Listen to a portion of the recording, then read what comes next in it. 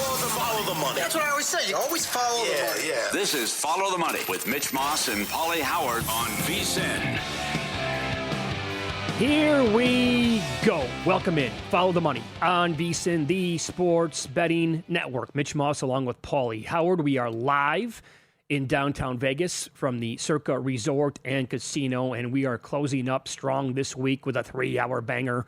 Tons to get into. Great guests, including Joe Osborne in studio from Covers.com in 30 minutes, Paul Charchian in 45. So a great hour on tap to begin things here, Pauly. I thought when Spain went up 1-0 against Belgium, books would start to post look-ahead numbers to Spain and France. They didn't do it. I didn't see it anywhere. And then Belgium got the equalizer.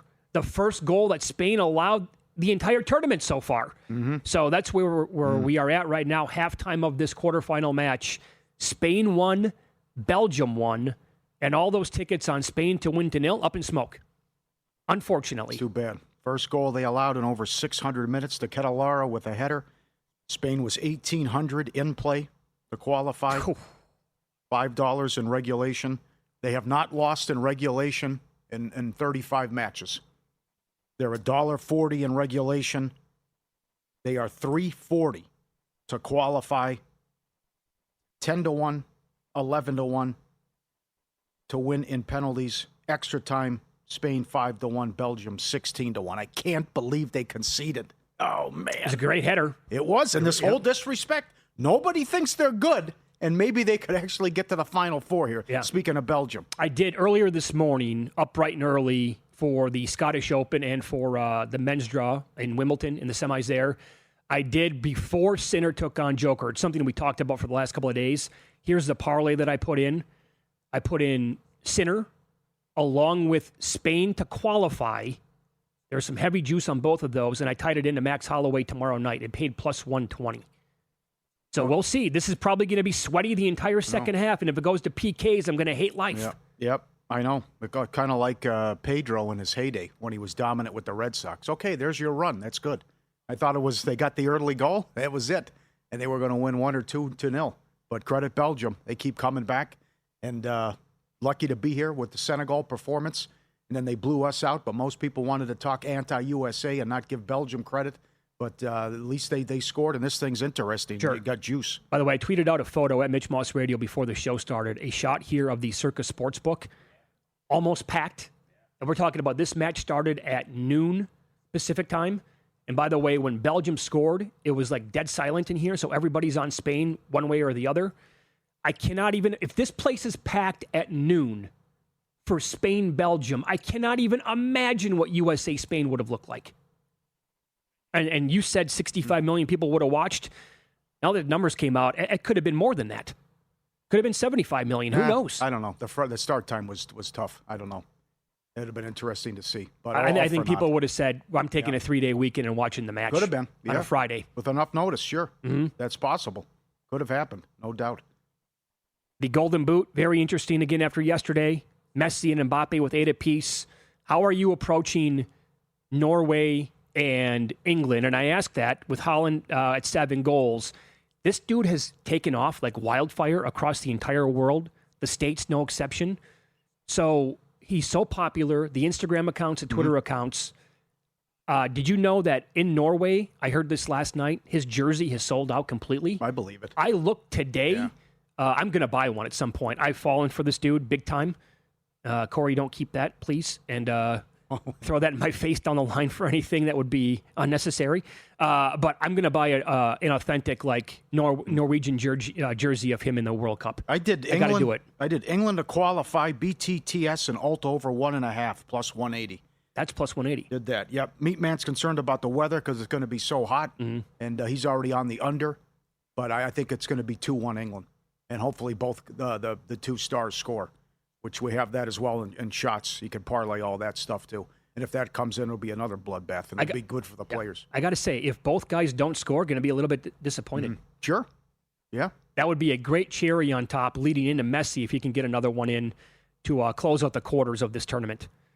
And they popped every single game so far for the most part. So imagine if, do we think that Holland would have scored against France? Didn't play in that match. If he scores there, he's sitting Yeah. on 8 going into this one against England. Yeah. And again, the winner of that match is going to have a third-place game. That's huge. Yeah. Absolutely. That could be anything. I mean, that just could be like a free-for-all, and let's have some fun, and it could be 3-3, and a ton of guys score. So that's also important to factor in with this. Earlier today, Arthur Ferry, great story, came to an end at Wimbledon, could not win a set against Zverev. Nope. The entire place was behind him, obviously, and then Sinner took apart Joker in straight sets. It wasn't easy, 6-4, 6-4, 6-4. It was a good match to watch, but we get Sinner now and Zverev in the final of the men's side. How about the price? I mean, it's still, I know Alcaraz is bad, but it's number 1 against number 2, and the guy's $450. That's, you want to take some Zverev then? I don't think so. He's $5 now, minus 4.5 games. Mercy. It's incredible. Okay. That's a lot of respect. Let's get right into this as well. How about the reports leading into our show in the last half hour to like 90 minutes of LeBron's next team? It got to Cleveland 64% earlier today, prediction markets, and it is now swinging the other way. They're like down below 40, around 45% now. Yeah. And there's another team now in the mix big time is what we're hearing, Pauly. I'm out now. It's too much. So, whether you want to go on the prediction markets or go up to DraftKings, it's infuriating. Yesterday, Bill Simmons is doing his podcast, and they're talking about this, and he shuts down the co-host. No, it's it. It's Cleveland. It's a done deal. It's Cleveland. He used Golden State. It was for leverage. It's a done deal, and he didn't even want to have to continue the discussion and completely shut the guy down when he brought. Now, Brian Windhorst goes on ESPN Cleveland, and Tony Rizzo from ESPN Cleveland is on later in the show. But yesterday they said, the streets are talking, it's going to be Cleveland. And now the Windhorst report, I'm hearing it's a done deal. It's a different city, though. It's not Cleveland. Mm-hmm. And then a big move in Miami. And also his wife put something up there about, I love my life, and she's in nice weather and in a swimming pool. So it's just that, who knows, maybe tomorrow will be another report. I'm sure it will now be. He's hanging out with Draymond and Steph, and I'm hearing it's Golden State. It's too much. You're actually lucky that you're on vacation next week. Yeah. You don't have to deal with it. You can completely ignore it then. Well, I certainly believe Windhorst. So do I. I mean, the guy's locked in, and he does the regular hits in Cleveland, and he's from the area. Right. So I don't think it's clickbait. All right, here you go. The audience needs to hear what Brian Windhorst had to say. He's been working overtime on this LeBron story. Here he was earlier today. I just want you to know that I'm hearing stuff in other cities, too. I'm not going to say who, but I had somebody on the phone with me today that I consider a good source who was swearing it's a done deal in another city a couple hours ago, okay? And so I am being very, very cautious. Right now, it's too scattered. I also know how LeBron has operated. They have kept their circle very tight. I understand that you can point to cupcakes and whatnot and say, no, people knew. I'm hearing rumors all day long, and all of them make some level of sense, and all of them make some level of not sense. But I'm just telling you, Cleveland is not the only place where there are rumors. Yeah. I would think Philly would be better than Miami. And from a basketball standpoint, As do I. That's a tough fit with him and Bam. But I got to tell you, when Brian Windhorst talks, he moves the market. Yeah. I mean, Cleveland right now at Poly Market, 44%. The Heat up to almost 30%. Mm-hmm.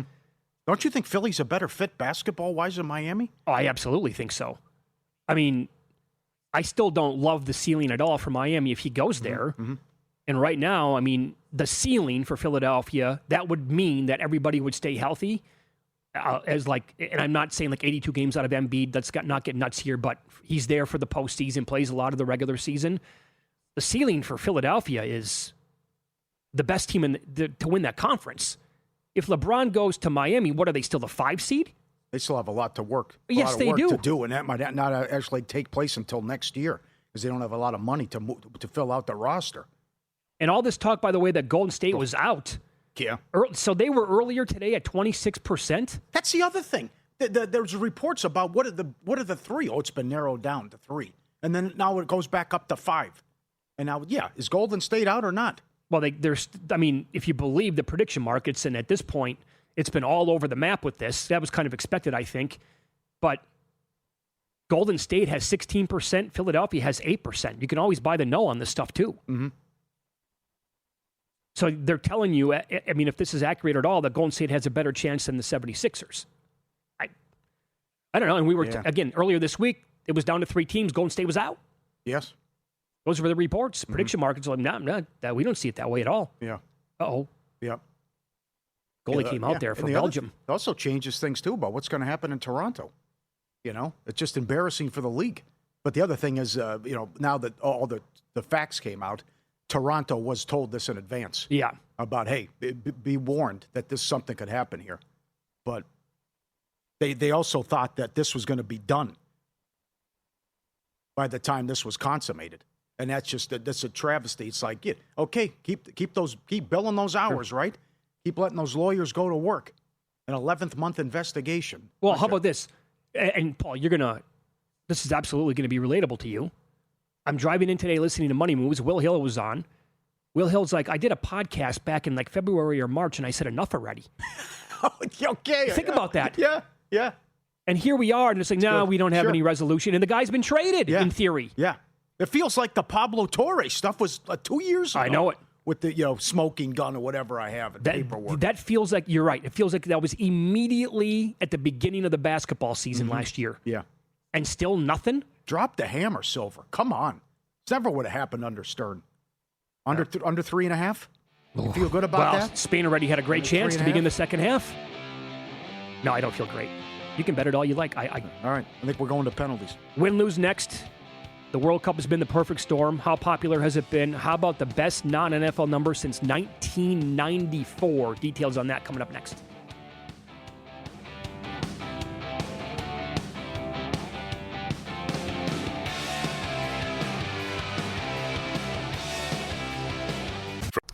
So you're listening to this podcast because you want an edge. But what if I told you you're only halfway there? You've got the mindset. Now it's time to get the toolkit to match. Here's the thing. Pro bettors spend thousands on data and tools. But what they don't want you to know is that you can get the same edge for a fraction of the cost with VSiN Pro. VSiN Pro gives you access to expert picks, public betting data, prop projections, powerful tools, analytics, and more. Just tap the link in the description and see why thousands of bettors are already using VSiN Pro to cash more bets.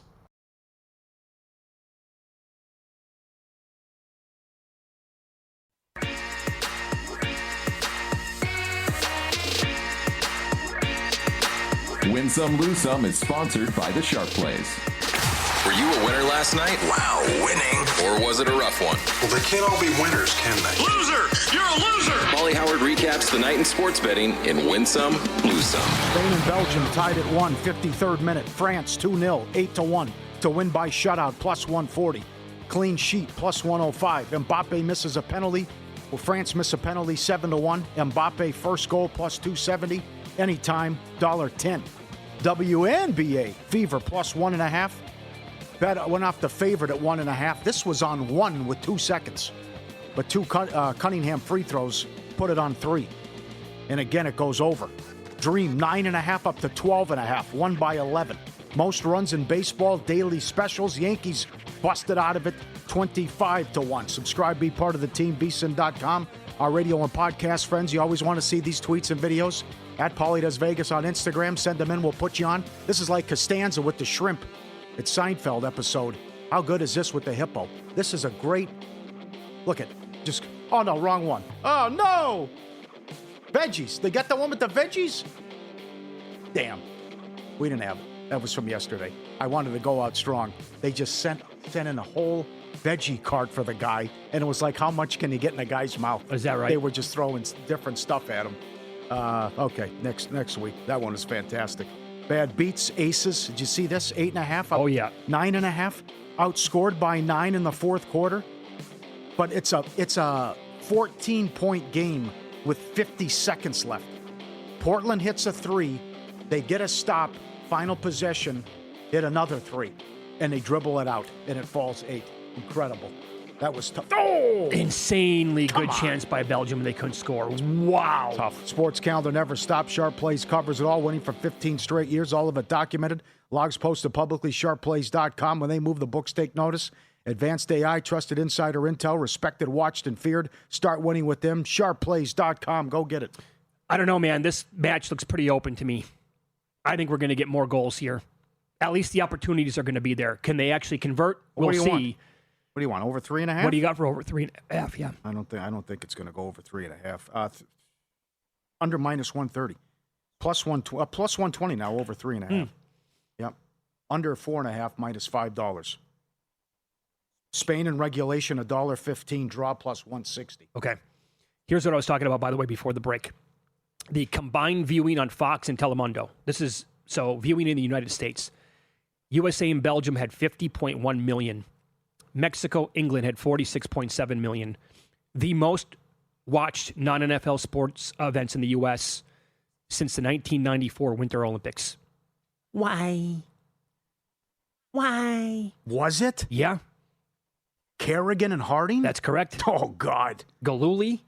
Yes. Did you ever watch the movie? Margot Robbie? I did not. Okay. Is it good? I didn't see Oh, it. you didn't see it? Okay. No, she's got great range, though. Oh, she's tremendous. Yeah, looked good in Wolf of Wall Street, too. It was her idea. Good? Her idea to be naked. Oh, yeah. Yeah. I applaud her for that. Yeah, I agree. Was that Scorsese? Yeah, okay, fine. Yeah, I'll go along with that. DiCaprio, what do you think he said? Sure, yeah, it's good. Oh, you're going to do that? Oh, okay. She had a good answer. Like that character, her currency and value was her body. That's it. So I had to be naked in that role and come out of the bedroom naked. And I now want to go back and watch the movie again. Sure. Okay, so 57th minute, still one apiece here. You talked to Jeff Sherman yesterday, longtime odds maker here in Vegas, and he gave you a number of, on the three-way, France would be $1.40 against Spain. Mm-hmm. So they finally conceded today. When we had the meat man on yesterday, his initial reaction was, oh man, 2.5 indoors between France and Spain. I'm absolutely playing the over. Mm-hmm. Now, I want Spain to win for various reasons, one of which would be Spain and France in the semis would be, that's an absolute heavyweight championship fight. Those are the two best teams. They were the two best teams coming into the tournament. They have looked the part. France was astonishingly good yesterday. They were so much better than Morocco, and Morocco's really good. And today, Belgium's on the same, I mean, they're right there here with Spain the way it appears, Pauly. But I want Spain and France, and they go to the box, the keeper punches it out. What's the comparison? Is it the Patriots from this past year? They're not good. They keep finding a way. Like if Belgium would shock the world here and to get to the semis? I mean, it goes back. Probably, yeah. Yeah, they weren't even supposed to win their group. They come out that back-to-back draws. They didn't score. One of the goals was an own goal, so they have a 0-0 and a 1-1. Yeah. Then they go in and they take out New Zealand, no problem. But then the gift of all gifts, the magic against Senegal, down 2-0 in the 85th minute. And then the controversy there with the penalty as they win in extra time. And it's like, okay, USA will beat them. You get the good news with Balogun. Trump gets involved. They blow us out. And then here everyone's waiting for France, Spain, and they finally concede. And you're right. They're right there with them, and we're approaching the 58th minute. Yep. Do you have are you going to start parlays tomorrow with Haaland, Kane, and Messi? Anytime goal scorers? I've already done it. Okay. Yep. So have I. You can't have the FOMO. You hate yourself. It comes in. As you pointed out, I already started with Mbappe. Now, how about this? If you really want to get nuts, have some guts. Good tweet here from Sarah Langs. On June 30th, Junior Caminero announced his HR home run derby participation. He homered later that day. July 7th, Ben Rice announced he was going to participate. Homered later that day. This is yesterday. Jordan Walker announced that he was going to be in the home run derby. Blasted one last night for the Cardinals. Today, who announced that they're going to be in the home run derby? Kyle Schwarber. Good. What do you think? You want to include Schwarber on some long bombs here? Some parlays along with those aforementioned Got to do it. players to score a goal? Got to do it. I have other player props as well. Freddie Freeman, lifetime against Rodriguez, 10 for 20. Caminero, 500 career against Castillo. Devers, who's on fire, 600 career against Gordon. And Berger against Brown, hitting 500, 2 career home runs against him. In addition to Freeman, Rojas, small sample size, 700 career against Erod. Mm-hmm. So a lot of those stick out as well. I do have one note on that. Ohtani also has good numbers against Eduardo Rodriguez, and he was supposed to be his counterpart on the mound tonight. Ohtani was scratched tonight due to continued left knee irritation. He also will not play in the All-Star game on Tuesday. And there has been a big move on, well, there was actually before this. I need to double check right now what it is, the National League MVP market. What if he misses a little bit of time? Does that do anything for you? That might be the Vasgersian comment. He could retire. He'd still win it. He'd still run it right now? I think so, yeah. Because I have PCA who's second on the board now. Yeah. And also, I'll throw this out there without even knowing the number. Look at what Otto Lopez is doing for the Miami Marlins. Yes. And that number was 35-1 like 3 days ago to win the division. It completely cut in half and beyond that. Mm-hmm. Now, they continue to win these games. Bryce Miller was on an absolute roll going into it. Doesn't matter. Killed him last night. Yep. And my Cy Young ticket on him is now dead as a result. But this team has been, and now tonight they have Sandy going. He's won 7 straight starts. He tied a franchise record if he get one more. Yeah. They are on their best 20-game stretch ever, 16-4. And I think the number is 26-8 since June 1st for this team. Yeah, there you go, 26-8. 3 games back now. And the Cubs are an 18-7 run. I see runs in the Pirates game. Total of 8. Ashcraft, 15-3 overrun. Mm-hmm. I see runs in the Phillies game. Nola against Flaherty. So do I, yeah. Total of 9. Nola's been bad. Paul, Belgium. They got to run. Nope. Could not locate Lukaku there. I mean, the Yankees and Nationals, it's Weathers. Palmquist is an opener. Then it's Littell behind him. I know. Littell's second most home runs allowed. Weathers 1-5 with an ERA of 6 in his last 7. I know they've been bad offensively, but I hope they broke out of it in the last game. Total of 10. Also, these teams are 1-2 in most home runs. Could be home run derby coming up at 6:45 Eastern. Think about that. Think about where the Nationals totals have gone, and I'll tip my cap to Mike Palm, who was on that right away, because they got to keep betting them when they're 8.5, and now they're up to 10, which is a super high total, but I want nothing to do with the under. And again, this could be a chance there for Spain. Great job by the Belgium goalie. We are just getting so many attempts between these two clubs. Yurfie? Yeah. First 5 maybe over? Okay. You want to do a team total? Which team would you prefer? Would you prefer the Nationals offense or the Yankees offense, or both, like in the first 5? Or just go first 5? Go first 5. First 5? Another one. The disrespect with the Rays. Again at home, Martinez only $1.20 against Castillo. I know. They're 13-4 in his starts. Also, in addition to the Sandy news that he's won 7 starts in a row, our guy Messick, he's struggled, and they've lost 6 of his last 7 starts. Sandy's $1.20. Yeah. And oh, by the way, the Red Sox finally took off not that long ago to play their game tonight in New York. You see this? No, what happened? Massive problems with the plane today leaving. And they had a 4 o'clock arrival time not that long ago. So they should be either they should have landed right now in New York or getting ready to land at some point. And that game is still on at last check. But I've been Mets $1.55. It's way too high. I know. Sonny Gray, 8-0 with an ERA of 2 going back. Yep. I mean, they've won 11-13 all of a sudden. We'll dive into the UFC card this weekend. Conor McGregor used his typical intimidation tactics yesterday at a press conference. Joe Osborne was there for Covers.com. What does he make of it? We'll ask him next.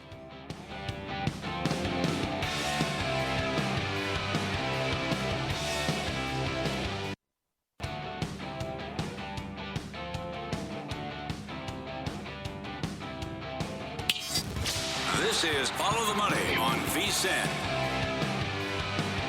Huge fight card coming up, UFC 329 this weekend, right here at T-Mobile in Las Vegas. We'll get into it here. Joe Osborne joins us in studio now. Does a great job. Covers.com. We've known Joe here for several years now. And so cool of you to actually make your time down to Circa on your trip to Las Vegas, man. Great to see you. How you been? Great. I'm usually in my basement in Nova Scotia talking to you guys, but here in Vegas, so let's take advantage of the opportunity. Pumped to be here with you guys. I don't know how you guys work here and don't get distracted. Well, it's not every day that we get the World Cup. That's true. During the summertime especially, but great turnouts here in the summertime for sure for this event. Let's start here. The press conference was yesterday. Mm-hmm. McGregor up to his old tricks again, trying to pull out the intimidation factor, rips off the sunglasses for Max Holloway. Is any of this stuff going to work in your opinion? Not really. It was a classic Conor McGregor press conference, absolutely. He talks a big game, and people are falling for it once again. You're seeing that in the betting line. Yeah. It's been cut in half since the fight was first announced. Max opened in the minus 400 range. He's down to around minus 220, depending on what sports book you go to. But this is what McGregor does. He builds up a fight, right? And we see big upsets and big fights in the UFC all the time. I just don't think it's very realistic that he's going to be able to pull it off here tomorrow night. And think about it. He's 5 years removed from fighting, and when we last saw him, he didn't look very good. He was on his way to losing a fight against Dustin Poirier, where his leg literally snapped in half. Now he's jumping right back into the deep end of the pool versus a guy, Max Holloway, who's probably not in his prime anymore, but he's still very, very good and has a lot of advantages over Conor.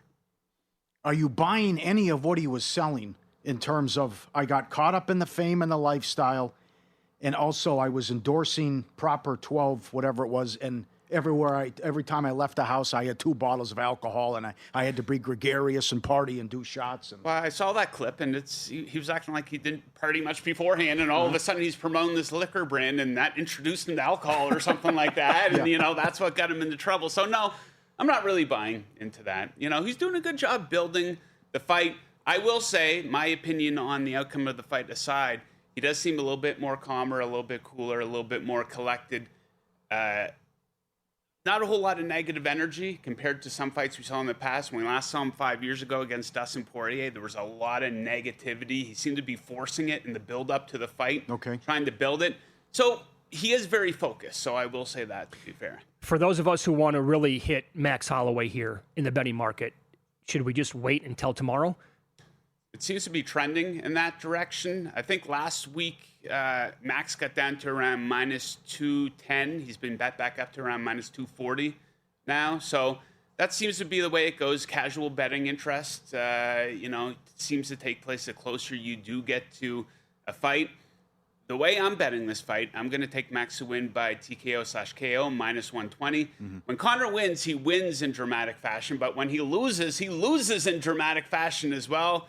He tends to get finished whenever he loses in his fights. And he will have an early power advantage over Max. I will give him that. But the longer the fight goes, the longer that's going to favor Max. And Conor's not going to be able to compete with the durability, the pace, or the volume. Sure. Follow the money here on VSiN, the Sports Betting Network. Joe Osborne, our guest, covers.com in Las Vegas for UFC 329. Follow him on X at JTFOZ. How about the co-main?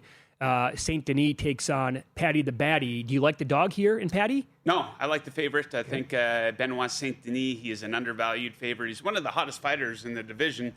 4 straight wins, 4 straight finishes. Some of those coming against some very good competition. Now, Paddy, he's a really fun guy to get behind. He's very exciting as well. But last time out, that was his first major step up in competition in the UFC against Justin Gaethje. And he got beat up pretty bad. Now he's taking on a guy in St. Denis who does not have the name recognition, but he's very, very good. And I think he's going to win, and I think this is going to put him in a position to be fighting for the title. The UFC tried to fast-track him to a title shot about 2.5 years ago. He was a big favorite against Dustin Poirier, ended up losing that fight in Miami. He's got things back on track now, and I think it's a good spot to take him as a smallish favorite. We got a couple emails and tweets to say bet Green McKinney last less than a minute. Ooh, I can see it. 4-1. Both these guys are finishers. Probably not. I think under 1.5 rounds, like minus 400. Is that what it is? Well, they announced the fight, and that's the first thing God. that I look at. Like, okay, it's going to be, and it's like, okay, you can't really bet that. But yeah, they're not in there to get paid by the hour or the minute necessarily, right? Yeah. Anything else on the card that you like? Yeah, I like Corey Sandhagen to win by decision, plus 170 against Mario Bautista. These are 2 guys that fought back in 2019. Sandhagen won that fight. He got the submission. Bautista's gotten a lot better since then. He is going to be very difficult to put away. Sandhagen, unless he's going against the very best the division has to offer, stacking up one-sided win after one-sided win. So I like him to get the W by decision in a 3-round fight. What is your favorite future in the National Football League? I really like the New Orleans Saints to win the NFC South this season, plus 265 on that one. That division absolutely stinks, guys. That we didn't have a team with a winning record in that division last season. This is a team on the rise. Second year for Kellen Moore. Second year for Tyler Shuck, who's proving to be more than a serviceable quarterback, I think. I think the offense is really going to be really good, bringing Etienne over from the Jaguars, drafting Jordan Tyson, him and Olave. Going to form to be one of the best receiving duos in the NFL, potentially. Maybe not right away. Down the road. So, yeah, I think they have an excellent shot in a very weak division. Aren't you a Tua guy, though? I was. I got a soft spot for Tua. Okay. Well, he's not on my team anymore. Unfortunately, I'm a Miami Dolphins fan. Oh, So how bad is that going to be? Well, here's what I'll say. You got to get really bad to get really good in the NFL. They're doing the rebuild, right? The former regime didn't do them any favors whatsoever by giving Tua all that money. They didn't have to give Tua all that money, but for some reason they decided to. I think they're still paying Jalen Ramsey. They had to mess with Tyreek Hill. So they're tearing it all down. I don't know if you saw that depth chart offensively. I don't think there's going to, aside from the running back A-chain, I don't think you're going to see a lot of these guys going off the board very early in fantasy leagues. So, yeah. Well, I want to give Willis a chance at quarterback. He looked like a totally different guy with Green Bay than he was to begin his career in Tennessee, obviously. I will say, for some optimism from Miami, that's win-win for them because we have a very small sample size for what he did in Green Bay. He did look very good. If he is that guy, hey, the Dolphins have their quarterback for the next 8 to 10 years. If he stinks, then they're probably going to be in a position where they're drafting in the top 3, and there's going to be a lot of quarterbacks here in 2027 coming out. We've been blessed by this World Cup, but once this ends, a couple weeks, bam, football, preseason. Can't wait. Do you have a week 1 play already? I do. I hit the bet button on this as soon as odds went up. It's Saints again. The over in Detroit. The numbers at 48.5. Detroit, back-to-back seasons where they've led the NFL in points at home. They're going to be able to get 30, and I think the Saints will be able to contribute to the scoring here as well. Is it still around 48.5? I think so. Not a whole lot of movement on it. Okay. That's going to be a bet that I'm going to, because I'm with you on the Saints. I have their win total over 7.5 and them to win the division as well. Yeah, Kellen Moore is an excellent offensive I know he's a head coach, but look at his time as offensive coordinator with the Cowboys, with the Eagles that year, with the Chargers. I think very high ceiling for that Saints offense. Kellen Moore was one of the coaches written about in our VSiN NFL betting guide for Coach of the Year, like around 14-1. If you're on them and they win like 10 games, like he's going to be right there, you would think. They finished the year strong. They won 4 of their last 5 games, and like I said, that division stinks. What's the difference in temperature from Nova Scotia to here? What was it when you left? Well, we go off Celsius, so I had to pull out my conversion calculator here. So it actually wasn't too far off from where I live. I don't live right on the Atlantic Ocean. If you're right on the ocean, it's a little bit cooler, especially during the evenings. But we laughed. We went out at night and we're like, geez, it did not cool off here at all. No. It's 102 when the sun goes down. It's like 10 o'clock at night. You went to the Summer League the other day, $15 for, a draft of beer? Yeah, well, I always like to check out the concession prices because sometimes you get surprised in the right way. Yeah. And $15 for a draft beer, like a Coors Light or a Bud Light at Summer League. And I was like, the nerve of these people. But you know what? People will spend it, right? Usually if I go to a Major League Baseball game and an NFL game, I'll suck it up and buy the $18 beer. But at Summer League? It seems a little much. I don't think prices are ever going back, though. No, well, people will buy them.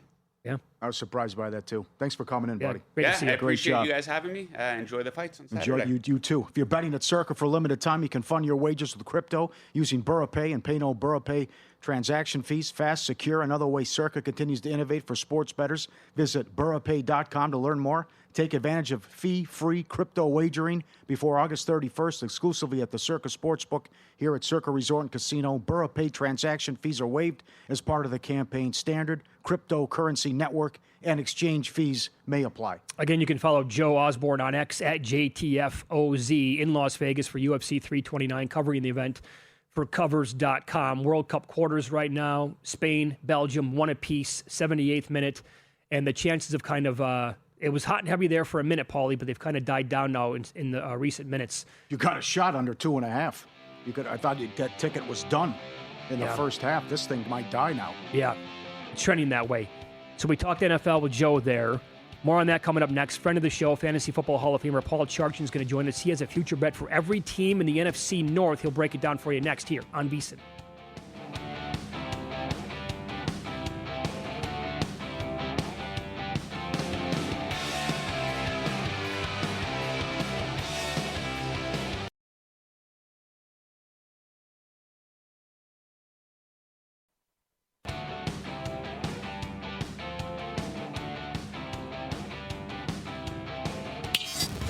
This is Follow the Money on VSiN. Good to have you on board today. Spain, Belgium, 1 apiece, 83rd minute. More NFL here as a longtime friend of the show, Fantasy Football Hall of Famer Paul Charchian joins us in studio. Hey, buddy. Good to Hi, see you as friends. always. How Great are to you? see you? I am awesome. I'm glad to be here. I dialed you guys up about 90 minutes ago. I'm like, hey, I'm in town. Can you just find a slot for me? And here we are. If you got picks, you're welcome. Yes. That's it, though. I got to have picks. Yeah. All right. And you have a future bet for every team in the NFC North. I do. This might be a good chance here for Spain. And no, good job by the Belgium defense there. Okay, so let's begin with the Detroit Lions, a team that I got them every which way but loose this year. I like them a lot. The schedule is so easy. What do you think of this team? I bet you don't have this one. I'm going to give you a futures pick for each team. For the Lions, we are going with Sam Laporta over 4.5 touchdowns. That's it. I don't The have line that. is so small, weirdly low. Remember, Laporta's had 3 seasons. His first 2 seasons, he scored 15 touchdowns the first 2 seasons. Last year, cut short by injury. Now, here's the magic of the 4.5 touchdowns with Laporta. Detroit's new offensive coordinator is Drew Petzing. Drew Petzing was the offensive coordinator for 3 years in Arizona.